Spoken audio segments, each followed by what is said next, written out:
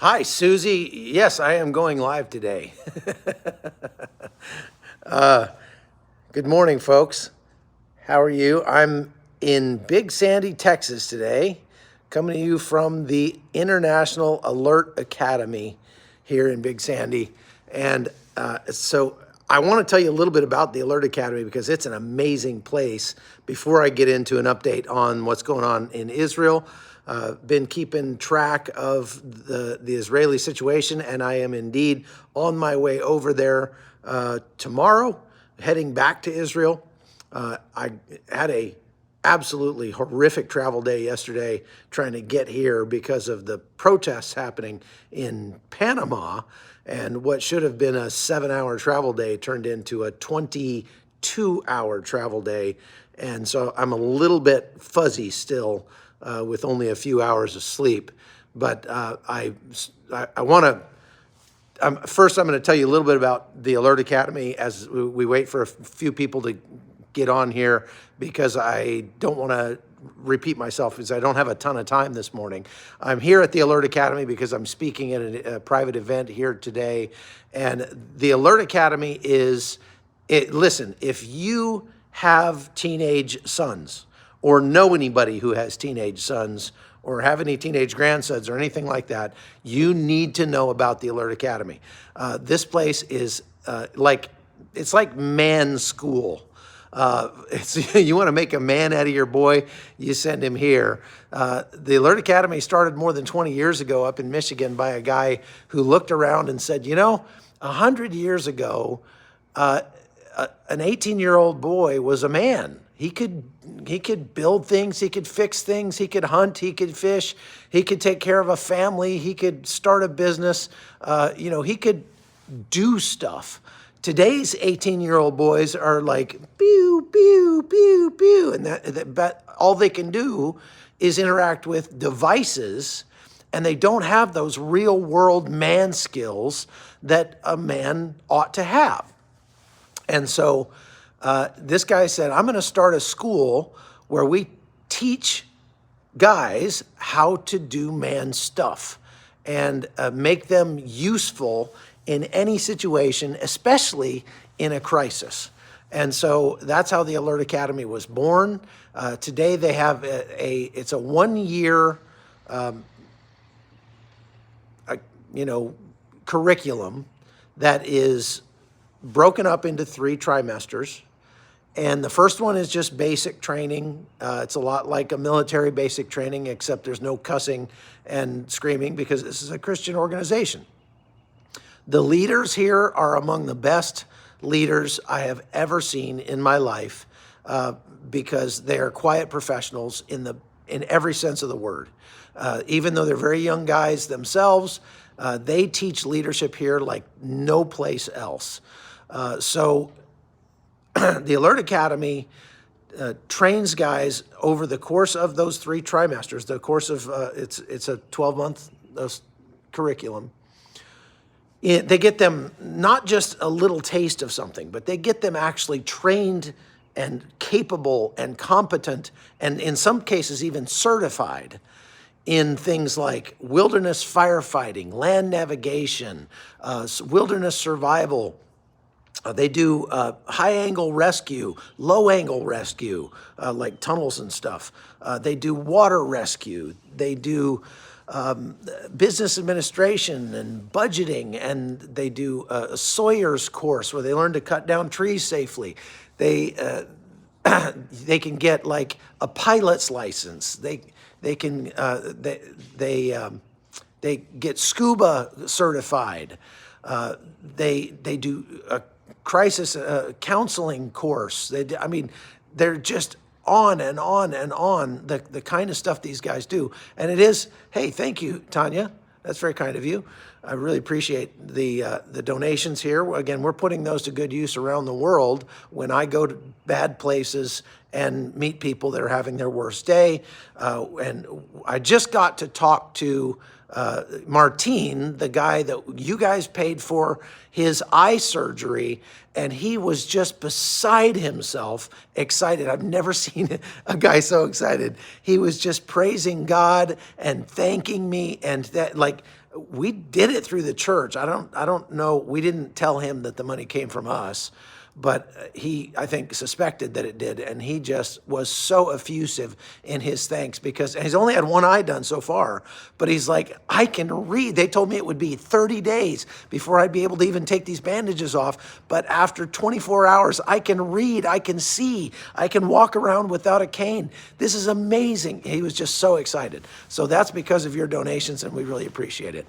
If you want to if you want the majority of the money to get to us so we can get it to other people, it's best if you go and donate through the link tree that Connie will put up. There are some places like PayPal, Venmo, Zelle, things like that, where you can Cash App. You can donate there, and we only have to give up a 2 or 3% rather than through YouTube, where it's, I think, 30%. It's pretty high.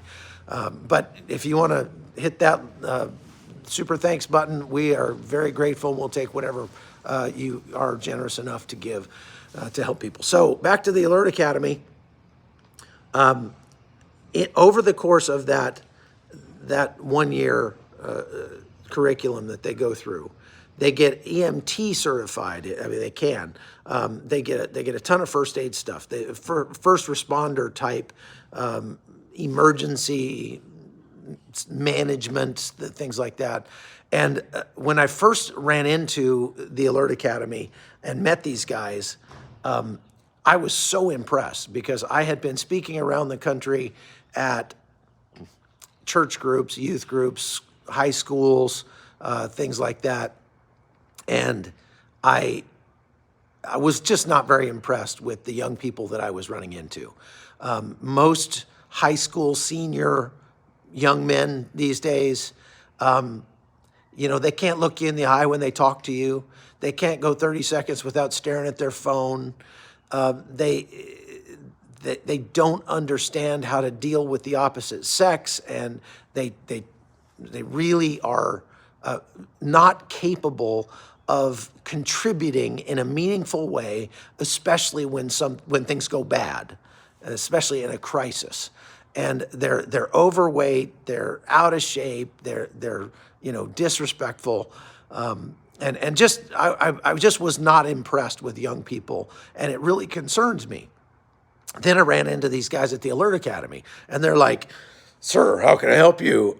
Can I tell you about Jesus?" And I want, these guys are exactly what you would want your young man to be. And so I was like, I'm sending my sons to the Alert Academy. And all 3 of my sons have been here.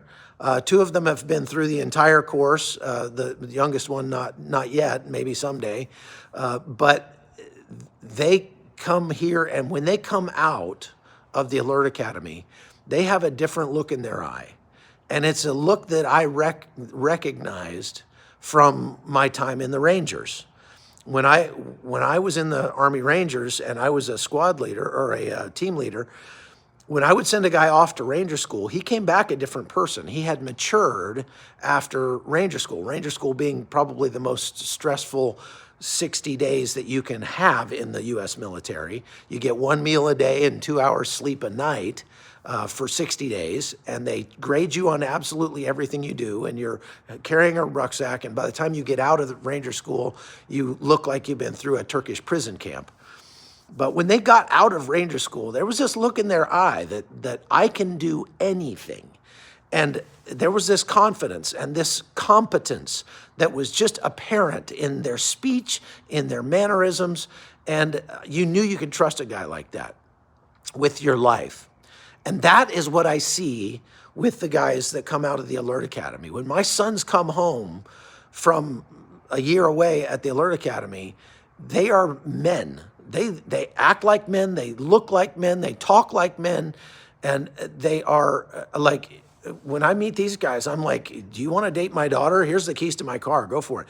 Like, know that I can trust these guys because they turn out very, very good men. It's kind of like a cross between a monastic order and the Marine Corps being here at the Alert Academy. And it is a really, really fabulous place and just very impressive. And we've been supporting them now for years and very happy to do so. So I highly recommend you look into it if you have sons and you want your sons to turn out well. When they get to that point, when they're 14 or 15 years old and they wake up at one day and, you know, the day before you were a superhero, and then they wake up one day and go like, you know, I never noticed it before, Dad, but you're a drooling moron. You're actually an idiot. And, you know, that about 14 or so, that happens. That's a good time to send them off to the Alert Academy, and they will grow up very quickly being here. They get given a lot of responsibility. They get put into very challenging situations. They learn to drive fire trucks and skid steers, and they learn leadership and communications. They just all sorts of great tracks that they can follow here at the Alert Academy. So I highly recommend it. It's just really, really great place. Okay, so let's move on to Israel and talk about what's going on there. I titled this live Fighting for Peace, and some people I've seen, you know, for years back during the Vietnam era, people would kind of use that as an invective. Fighting for peace is like, raping for virginity or something like that. But that is an absolute, that's an absolute false dichotomy, especially in the Middle East. You need to understand that the way Middle Eastern culture and mindset and worldview works is that they always respect the strong horse.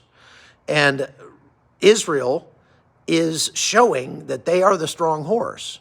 And so they're starting to, there was a leak that just came out that apparently the leaders of Hamas went and met in Iran after this thing started with the leader of Iran, and we're asking for support. We're trying to get Iran to come into the war and help Hamas in this war. And Iran basically said, you didn't tell us you were going to do this, so we are neither prepared nor willing to put skin in this game. Now, we're happy to continue to support you, and we'll make all the right noises saying that Israel needs to die, and you guys, have fun, go do your thing. But we are not going to materially support you in a military way in this fight. Hezbollah has essentially said the same thing now. And so while they are going to, and they are, Hezbollah is ramping up, shooting missiles across the northern border. That's something that's been a constant for many years, although it's a much higher frequency now. But as far as sending 50,000 troops across the border, not going to happen. As far as as far as Iran sending troops into this conflict, not going to happen. Obviously, you and I both know that there are 1,000 things that could happen that could completely change this fight tomorrow that we can't plan for. That's the nature of war. War is very, very unpredictable. But let's just say that right now, Iran and Lebanon do not have the inclination to get militarily involved in this fight. And one of the reasons for that is because Israel has taken such a strong stand against Hamas. They are reducing, especially the northern part of Gaza, to rubble at this point. There's video coming out of them literally going down paved streets with these D9 Caterpillars with a big hook on the back, just tearing a big hole in the streets. Why? To open up tunnels and clear out, because their main objective is to destroy that tunnel network completely and totally by the time they're done. Now, I can tell you right now, that's going to take a long, long time. After listening to my friend Chaim Maelspin, who is in there now in a unit that is going underneath Gaza, going into some of these tunnels. Their job is, they're sappers, their job is to be an engineer unit that deals with these tunnels. What they're saying is, right now what we are doing is we're just blowing the tunnel entrances where we find them to reduce the number of places where we can be attacked from.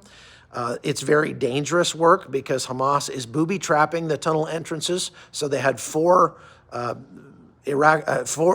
Israeli soldiers, special forces soldiers, who were killed because they opened one of the tunnel entrances and it was booby-trapped and it blew up and killed those four guys. The death toll now on the IDF side after so far since the invasion started is up to 51 now, but we are about 40 days into this, so that's actually fewer casualties than what we predicted, what was predicted before this thing started. So they are being very cautious and methodical and intentional about every step they take in Gaza. But yeah, the BBC reporters are in denial of the tunnels. Yeah, we have heard, so I wanted to talk about that. The media has come out and sort of started to say, well, Israel is not showing any evidence that there was a headquarters underneath the Shifa hospital. Even though they've entered the hospital, they have found weapons in the hospital.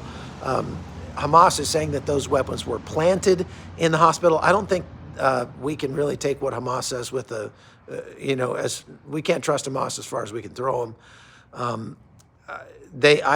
There was video even before they took the Shifa hospital of Hamas fighters inside the hospital with their weapons. And so we know that there were weapons in the hospital. So the fact that they're finding weapons caches inside the Shifa hospital is not a surprise. And it's very unlikely that they were planted. Israel doesn't have any need to do that. But they know that there are tunnels under the hospital, but they're not going into the tunnels per se just yet, because and the the commander of all the forces in the IDF that's over in charge of the invasion gave a press briefing about this and said, look, we are not going in and fighting in the tunnels right now, because that is Hamas's advantage. Hamas has the advantage in the tunnels. Fighting in the tunnels is a very, very deadly thing, and we're going to have to go in there eventually. But right now what we're trying to do is shape that battle space by closing the entrances to the tunnels, so that once we narrow down the number of entrances to the point where we can go in and start very methodically clearing. Now, we also have found that they are using a couple of different technologies to go in and clear some of those tunnels in the form of robots. These are little tiny tank robots that can go in and can navigate inside those tunnels and can do reconnaissance, so that they know what's around the next corner. They know, if there's a long straight tunnel, you send guys into a long straight tunnel like that, it's a death funnel. I mean, there's no way to miss if Hamas just shoots down the tunnel, because the bullets will just ricochet off the walls and hit anybody that's in that tunnel. You imagine how dangerous that could be? So they send a robot down to the junction and look around down there and see if there's anybody down there before they send men through that straightaway. And then they go and they take that junction. And then they send the robot down to the next junction, and so on and so forth. So that's how they're going to be clearing these tunnels when they go in there. The other thing that they've announced that they're doing is they have these gel explosives that they have pumped into the tunnels and then set them off. And I don't believe that they collapse the tunnels, but they basically fry anybody that's in the tunnels. And Yeah, so Fran says, question, do you think the hostages could have been moved with the evacuation? Absolutely. I think it's a foregone conclusion that the hostages were moved during the evacuation, either through the tunnels or up above. And so I don't think that they're going to find a ton of live hostages, if any, in the northern part of Gaza. They did find the body of one of the hostages yesterday, I believe. And you know, they did find the girl's body. There was evidence of torture, that sort of thing. So, so yeah, the Red Cross has not been very helpful in trying to get proof of life or anything like that. They're just simply sitting back and calling for a ceasefire, which again, there have been now several humanitarian pauses. Yeah, they found like 3 deceased hostages. There are hostages still alive, so they can keep finding deceased hostages. Well, I can guarantee you, Tanya, that there are a lot more than 3 hostages that have died. That's pretty much, again, it's a foregone conclusion. I would be surprised if fewer than 100 of the hostages have died. But I would say that it's certain that there are still hostages alive. They are right now still in talks with Qatar, the United States, and in Qatar with the IDF or with the Israelis to release 50 hostages in return for releasing a bunch of Palestinian prisoners, criminals out of jail in Israel. They've got like 19,000 prisoners, Palestinians in prison in Israel. So they want them to release a bunch of their prisoners and give them a 5-day pause in the fighting. They may agree to that. I personally think that would be a mistake. Again, you don't want to legitimize these terrorists. What you want to do, and the only reason that they are actually having these discussions in Qatar right now is because of the invasion, is because Israel is putting so much pressure on Hamas now that Hamas is willing to come to the table. They weren't willing to give up 50 hostages before the invasion started. And so the more pressure Israel continues to put on Hamas and the less they get support from international community, the more Hamas is going to be willing to barter, okay? Now, I would say you're going to see eventually a prisoner swap, some of the hostages for a much larger group of Palestinians. That's probably going to happen. And Israel can afford to give up a bunch of terrorists that they've got in prison in order to get some of their people back. And they have done some humanitarian pauses in Gaza already. But so I want to get back to this. Somebody asked where I am. At the beginning of the live stream, I mentioned I'm at the Alert Academy in Big Sandy, Texas. I'm giving a speech here tonight, and then I'm going back to Israel. So I'm just here for that beautiful morning here. So Israel pushing so hard on Hamas is sending a message to all of the adversaries in the region. So it's sending a message to Iran, it's sending a message to Lebanon, it's sending a message to Syria, it's sending a message to Turkey. And that message is that we're the strong horse.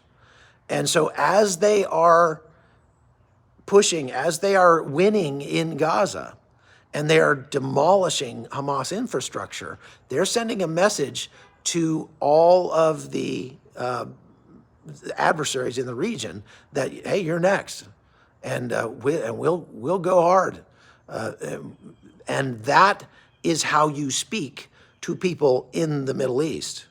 You must be forceful because they don't respect weakness, and anything that is perceived as weakness, like a humanitarian pause, actually hurts your position in the long run. And so fighting for peace is actually possible, because what this is doing is sending a message like to Saudi Arabia and to Jordan that, look, everybody in that region hates Iran. Hamas and Hezbollah don't, but the other political parties in Lebanon, they don't like Iran a whole lot. There are a lot of people in Syria that don't like Iran a whole lot. The Syrian regime doesn't. The Kurds obviously don't. Turkey doesn't. Russia doesn't. They're kind of friends, but not really. Iran is Shia. And many of these other organizations, like even ISIS, are Sunni. And so there's that kind of problem there. It's a religious issue. And that's not an issue like between the Lutherans and the Methodists or something like that. It's a much, much bigger divide than that. And they don't like each other. So what I'm saying is that Saudi Arabia is more likely to continue working towards a lasting peace deal with Israel, as Israel is winning against Hamas. So winning against Hamas sends the message to the whole region, we're the strong horse. And so that's a good thing. And so they are fighting for peace. I mean, to say nothing of the moral component of righteous violence being used to set things right. And I'm not talking about vengeance. What I'm talking about is national security. If you live in a place where you are completely surrounded by enemies, let's say you bring it down to even your house. Let's say that you lived in kind of a bad neighborhood. You've got a very nice house. And all of your neighbors absolutely despise you, and all of them say that they're going to burn your house down. Well, you could say, well, just move. But if you don't have the option to move, you're going to have to make your house into a bastion, into a fortress, and make it look a very hard nut to crack, so that your neighbors are going to think twice about, you're going to have cameras, you're going to have fences, you're going to have barbed wire, lights, all the things, the passive security and an alarm system, and you're going to have to probably arm yourself in order to protect yourself against your neighbors if all of your neighbors want to murder you. And that's Israel, okay? All of its neighbors all the way around hate it. Jordan gets along okay with it, but again, that's because of the strong horse status that Israel is staking out for itself right now. And believe me, those other governments, the actual government in Lebanon, what they really want is stability. They don't want a war with Israel. They want stability in the region. And they realize that having a very strong Israel, as much as they make noises that they don't want, that they hate Israel, that they wish the Jews would go away, blah, blah, blah. What they really understand is that a strong Israel is a pacifying force in that region. So Jordan wants the same thing. Saudi Arabia wants the same thing. And the Houthis are supported by Iran. Hamas is supported by Iran. Hezbollah is supported by Iran. Those Shiite militias in Syria are supported by Iran. So it's easy to see that this is a proxy war between Iran and Israel. And none of the actual countries where those terror groups reside actually like Iran that much.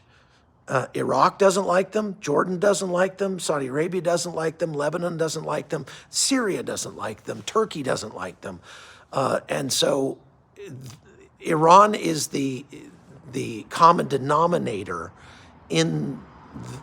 of all these terror groups, which is why I wonder if at some point Iran and Israel are directly going to go to war, especially over the nuclear issue, because Iran has said, although, this is in the Middle East, this is how they talk. They talk big, but they can't always back it up. But Iran has said, we get the nuclear bomb, we are nuking Tehran the next day. And so Israel has said, we will go to the mat with Iran to keep them from being able to get the bomb. We're not going to allow that. And the United States having 2 carrier groups in the Med right now is a real calming influence on Iran. That's one of the reasons why Iran already told, I was saying earlier in the show here, that notes from the meeting between Hamas leaders and the Iranian leaders was leaked over the last few days. And when the Hamas leaders went to meet with the leaders in Iran, they basically got spanked and told and said, you didn't warn us about this attack. We are not going to go to war to help you. You're kind of on your own. We're going to keep supporting you and encouraging you. We're with you in spirit, but we're not going to send our troops to help you in this war because you didn't give us any chance to actually, prepare. Hezbollah said the same thing. We didn't have any time to prepare for this. You can't just go to war and expect us to just jump right in. That takes some planning. But if they had let everybody know beforehand, obviously Israel would have been much more ready, and they wouldn't have had the impact that they had. Hamas wouldn't have had the impact that they had in the October 7th attacks. So it's kind of a double-edged sword. They had to keep that tight of security to keep Israel from finding out, but at the same time, they couldn't do that because then Israel, it wouldn't have been a successful attack. You know where I could find the info? Our church handed out names of the hostages. You can look online. There's a website that has the names of all of the hostages so that you can pray for them.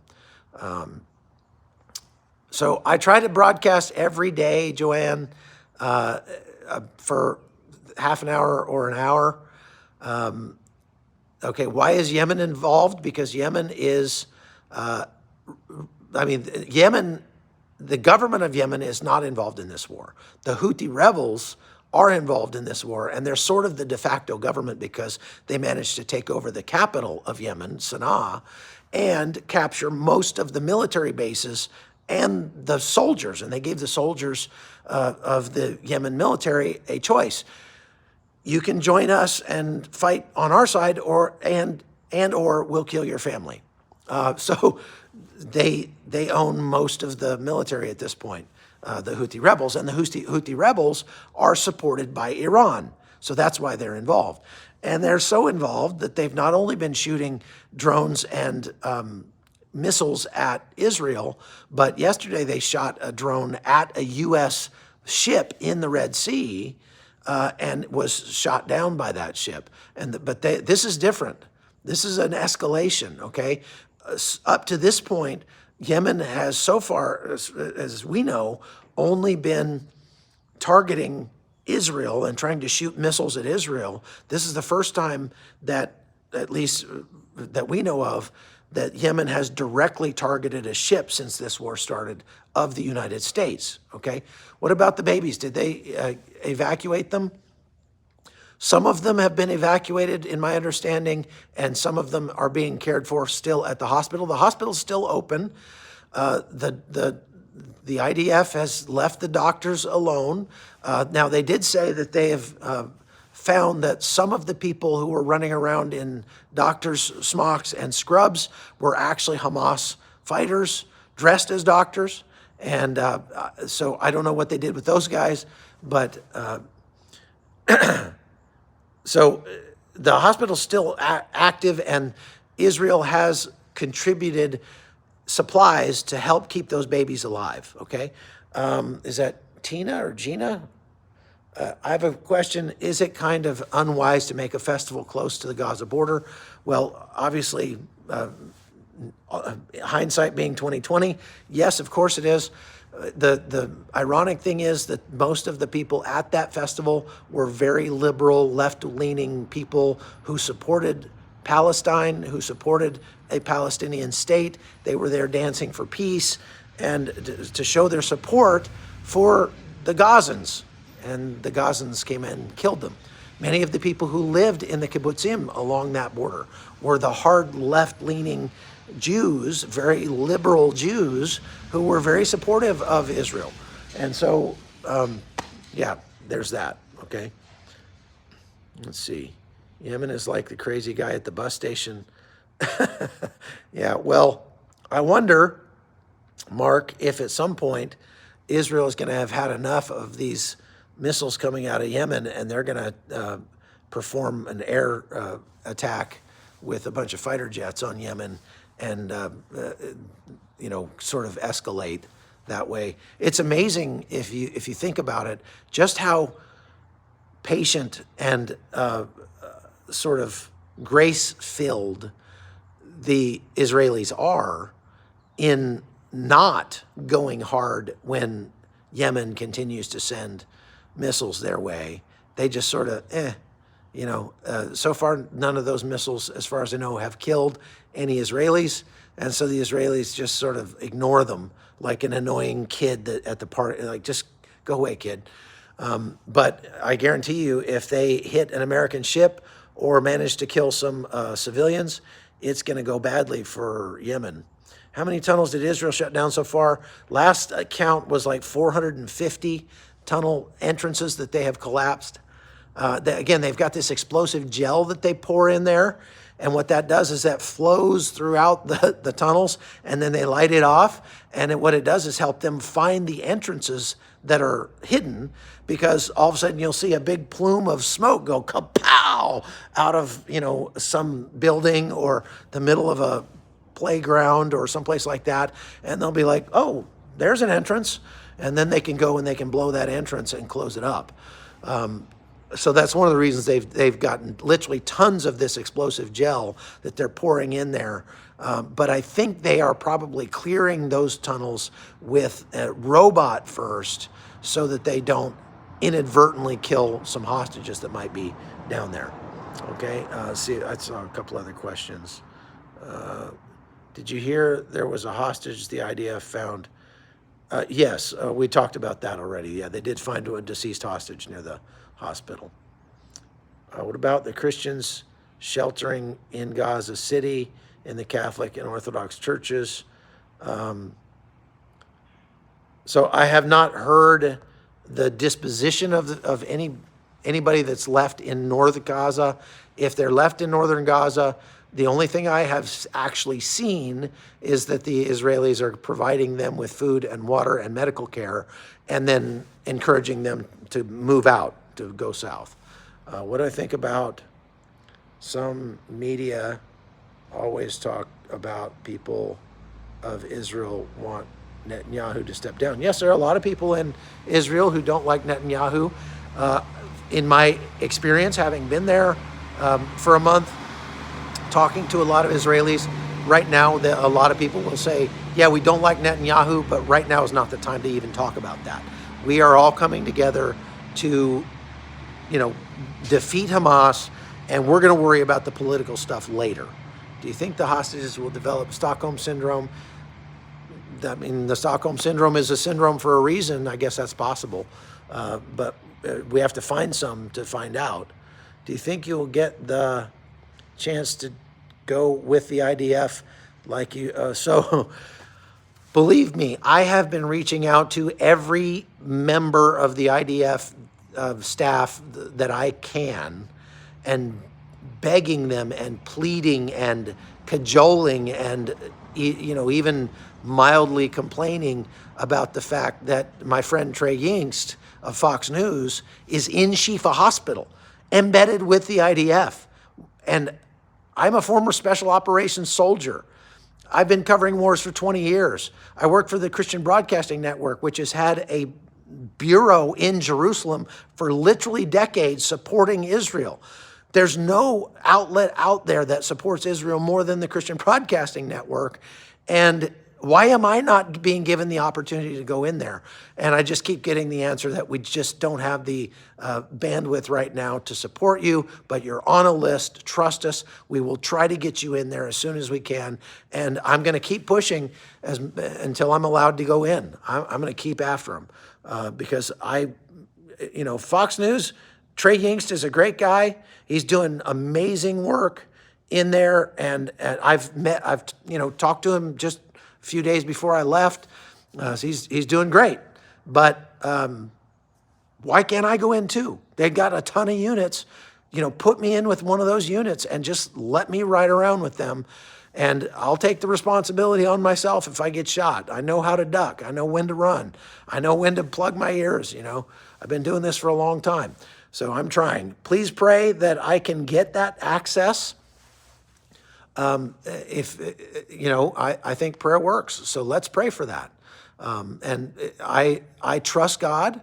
I know that if I'm not being allowed in right now, maybe there's a reason that God has for not opening that door. And so I'm not going to be, too hurt about it. But I really would like to get in there. And, it's my job. So let me do my job, folks. Do you see Jerusalem becoming a hot spot in the war? I do not. There has been like one or two air raid alerts in Jerusalem since I was there, since like the 10th of October. Think about this. Hezbollah has more precision-guided missiles. Hamas does not. Hamas doesn't even have a lot of missiles left that could probably even reach Jerusalem. Hezbollah does. But what is in the center of Jerusalem? The Al-Aqsa Mosque. And the Al-Aqsa Mosque is the most holy site, one of two most holy sites in Islam. And what would be the fallout on Hezbollah if they accidentally blew up the Al-Aqsa Mosque? They would lose support of everybody. So they're not going to aim at Jerusalem very much. They're going to be very careful about that. My Airbnb is only, a half mile from the Al-Aqsa Mosque. So I'm not real worried about it. As a matter of fact, when I go back tomorrow, my wife and my daughter are coming with me, and we're going to be there. They're going to stay in Jerusalem while I go and report around the country. And so, because I don't mind being there. Believe me, I promise you, Jerusalem is safer, objectively safer right now than most big cities in the United States. You are much less likely to be the victim of any kind of violence in Jerusalem than you are in Seattle or Portland or Washington, D.C. or New York or Dallas or Atlanta or Baltimore, on and on and on, Cleveland, St. Louis, Philadelphia. The United States is objectively more dangerous than Jerusalem is right now. And so I don't have any problem taking my family there. And I did the same thing last year in Kyiv. My wife and my daughter went with me to Kyiv and lived there for a couple of months, or a month or so, while I was doing my reporting there over the winter. And so I don't have any problem going back to Jerusalem and taking my family. How does the IDF differentiate between the combatants and civilians? Well, if they're shooting at you, then they're a combatant.